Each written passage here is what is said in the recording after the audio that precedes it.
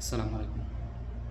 একটা কথা কি জানেন, মানুষ যখন আপনার কাছ থেকে টাকা ধার নিতে আসবে, তখন তার যেই সমস্যাটা দেখাবে যে বিশাল বড় সমস্যা, বিভিন্ন রকমের সমস্যার ভিতরে আছে, টাকাটা না হলে সে মারা যাবে, এমন পরিস্থিতি।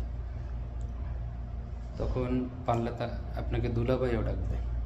কিন্তু যখন আপনি এই পাওনা টাকাটা চাইবেন তার কাছে, তখন এমন কঠিন অবস্থা দাঁড়িয়ে যাবে যে আপনার মতো খারাপ আর কেউ নেই। এই পৃথিবীর মধ্যে সব থেকে আপনি হয়েছেন একজন খারাপ ব্যক্তি।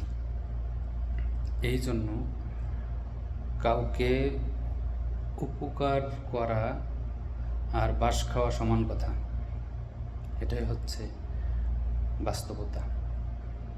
তো আমরা যতটা সম্ভব চেষ্টা করব ধার বা এই ধরনের কোনো না দেওয়ার জন্য, কারণ সম্পর্ক নষ্ট হচ্ছে। আল্লাহ তাআলা আমাদেরকে সঠিক বুঝদান করুক সকলকে।